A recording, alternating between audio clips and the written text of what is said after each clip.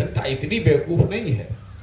आप चाहे उसको जिस तरीके से बांट लीजिए, सर्वे करा लीजिए, रिजर्वेशन की बात कर लीजिए, बांटने की बात कर लीजिए, विशेष राज्य की बात कर लीजिए, जनता नीतीश कुमार की बात नहीं सुनने वाली है। हर आदमी जान गया है कि इस आदमी का कोई मोरल कैरेक्टर नहीं है, कोई इसका सिद्धांत नहीं है। इसका एक ही सिद्धांत है, कुर्सी पर किसी तरह बने रहो। और 18 साल जिस आदमी को जनता ने देख लिया, अब उसको दोबारा देखने, जांचने, परखने की जरूरत नहीं है। और उनकी हालत आप देख रहे हैं, मनोस्थिति नीतीश कुमार की। ऐसा बयान ये खड़ा होकर विधानसभा में इस आदमी ने दिया है कि पूरे बिहार के 13 करोड़ जनता को शर्मसार किया इस आदमी ने। अगर ये आदमी कुर्सी पर बने रहेंगे तो हर दिन आपको, हमको, हमारे बच्चों को शर्मसार होना पड़ेगा। हर दिन आपको, हमको, हमारे बच्चों को भुगतना पड़ेगा। नीतीश कुमार का खात्मा राजनीतिक अंत है, अब कोई नहीं बचा सकता है। मैं लिख के दे रहा हूं आपको, कोई नहीं बचा सकता है। और जो उस आदमी को अपने कंधे पर बैठाएगा वो भी उसके बोझ के तहत दब के खत्म हो जाएगा, ये भी समझ लीजिए। और आपको, और ये हमारी बात पर भरोसा नहीं है, 5 महीना रुक जाइए, अभी चुनाव हो रहा है, आपको दिख जाएगा कि प्रशांत किशोर ने जो कहा था वो हुआ कि नहीं हुआ। और वो आदमी को कहीं ना कहीं समझ है, इसीलिए मन इतना विचलित है। सामाजिक राजनीतिक जमीन खिसक गई है, कुर्सी बची हुई है, तो घबराहट में कुछ का कुछ बोलता है वो आदमी। बोलना कुछ शुरू करते हैं, बोल कुछ और जाते हैं। कभी पेट खजुलाते हैं, कभी सर खजुलाते हैं, कभी दाएं बोलते हैं, कभी बाएं बोलते हैं। ये मुख्यमंत्री का तरीका है। इतने बड़े राज्य का मुख्यमंत्री, इतने गौरवशाली इतिहास वाले राज्य का मुख्यमंत्री विधानसभा के पटल पर खड़े होकर इतनी बेहूदी बात कर रहा है, और अगले दिन खड़े होकर निर्लज्जता से, उतनी ही निर्लज्जता से कहता है हम अपनी बात वापस ले लेंगे। किसी को दुख लगा तो हम अपनी बात वापस ले लेंगे। हम तो इस पर बात करते ही रहते हैं। जरा बयान सुनिए, जो उन्होंने बयान दिया उससे ज्यादा जो माफी मांगा उसको सुनिए। कहता हम तो इस पर बात करते ही रहते हैं, लेकिन किसी को खराब लगा तो बात वापस ले लेते हैं। बताइए, ना आंख में पानी है, ना नीले, हंसते हुए, कोई शर्म नहीं है। क्या लगता है सर, ये उम्र का इफेक्ट है या चुनाव का? नहीं, उम्र का असर है, और जो आपने बोया है वही तो काटोगे भाई। आपने सबके साथ यही किया है, अब आपके साथ नियति कर रही है। जॉर्ज फर्नांडिस से लेकर आज तक आपने सबको बैठाकर उसका गला काटा है, तो अब नियति आपका काट रही है। और जिस नीतीश कुमार, और आपके मुंह से ही वो कहलवा रही है जिसको कि जीवन, जो आपके लेगेसी को खत्म करेगी। जिस नीतीश कुमार को अपने पढ़े लिखे का गुमान था, उसके राज्य में पढ़ाई लिखाई बर्बाद हो गई। जिस नीतीश कुमार को अपने कानून व्यवस्था का गुमान था, उसी से ऐसा निर्णय नियति ने करा दिया कि जिस जंगल राज को लड़कर वो मुख्यमंत्री बने, उसी जंगल राज को अपने बगल में कंधा पर हाथ डालकर घुमा रहे हैं, कह रहे हैं कि यही देश राज्य का भविष्य है। जिस नीतीश कुमार को अपने शब्दों के चयन पर इतना अभिमान था, उसी के मुंह से ऐसी बातें निकलती है जो हर दिन उसको हास्य का, हंसी का पात्र बनाती है। या आपको क्या लगता है कोई व्यक्ति कर रहा है? अरे ये नियति है।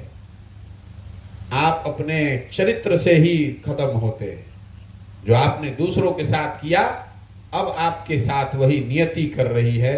जो चीज भी आपने लेगेसी के तौर पर बनाया, वो हर चीज आपके उलट, वो अपने आप अपना लेगेसी अनडू कर रहे हैं। अब नीतीश कुमार जब कल हटेंगे तो जंगल राज को उन्होंने बिहार में खत्म करने में कोई भूमिका अदा की थी, ये उनके लेगेसी का हिस्सा नहीं होगा। उनके लेगेसी का हिस्सा ये होगा कि जाते जाते ये आदमी बिहार में फिर से जंगल राज लाना चाहता था। कानून व्यवस्था में नीतीश कुमार को शुरुआती सफलता जो मिली, आज उनका जब इतिहास लिखा जाएगा तो कहा जाएगा कि जाते जाते इस आदमी में कानून व्यवस्था की स्थिति जितनी खराब थी उससे भी ज्यादा बिगाड़ के ये आदमी गया। नेताओं के सभ्यता शब्दों के चयन पर जब इतिहास लिखा जाएगा तो बताया जाए कि ये आदमी जाते जाते ऐसे शब्दों का प्रयोग करके गया जिससे पूरा समाज, पूरा राजनीतिक सामाजिक जीवन में सक्रिय लोगों को शर्मसार होना पड़ा।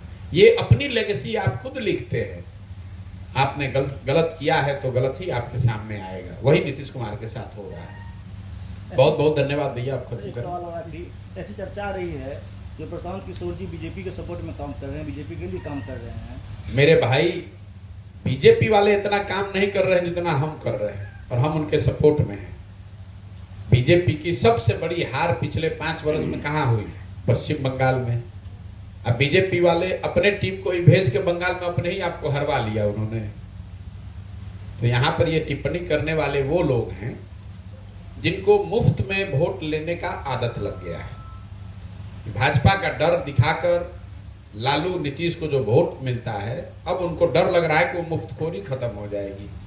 भाजपा वालों को भी लालू का डर दिखाकर जो वोट मिलता है उनकी भी मुफ्तखोरी खत्म हो जाएगी। उनको लग रहा है कोई तीसरा विकल्प बन जाएगा तो ये मुफ्त में जो वोट आता है, आप लोग पत्रकार है, आपको मालूम है कि यहाँ वोट ना लालू का है ना भाजपा का है। वोट यहाँ उल्टा है, लालू के डर से भाजपा को है, भाजपा के डर से लालू को है। तो ये डर वाला मुफ्त वाला जो वोट है ये कहीं खिसक ना जाए, इसलिए ये घबराहट है। हम तो दलें नहीं बनाए हैं, इतना काहे घबरा रहे हो भाई? हम तो नहीं चुनाव लड़ रहे अरे सर, यथास्थितिवादी की तरफ से तो चुनौती आपके हैं। यथास्थितिवादियों की तरफ से हैं? आपको तो इस अभियान में चुनौती मिल रही होगी, क्या चुनौती देगा रुकने का ये प्रयास। हमको? आप इतना कमजोर समझते हैं? हम इतने कमजोर नहीं हैं कि हम इनके प्रयासों से रुक जाएंगे।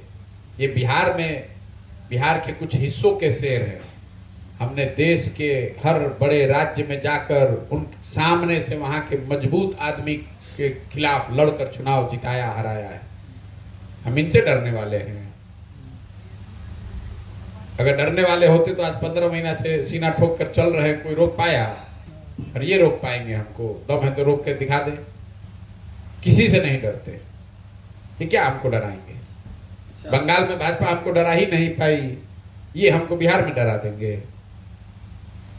इतना आप हमको कमजोर समझते हैं। हमारे क्षेत्रवासियों को क्या अंतिम संदेश देते हैं अनुराग ठाकुर जी? कुछ नहीं, आपके क्षेत्रवासियों को, मधुबनी के लोगों को ये जरूर मैं कह रहा हूँ कि अपने गौरवशाली इतिहास पर पीठ ठोकना बंद करो। मधुबनी में जब मैं आया तो लोगों ने कहा भैया ये विद्वानों की जमीन है, विद्वानों की भूमि रही है।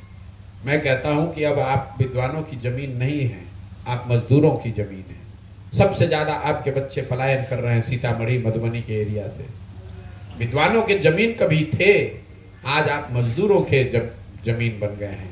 और इसके लिए कहीं ना कहीं आप और हम सब दोषी हैं। जिन नेताओं ने इसको इस दशा में पहुंचाया है, उन नेताओं को आपने, हमने चुनकर बैठाया है।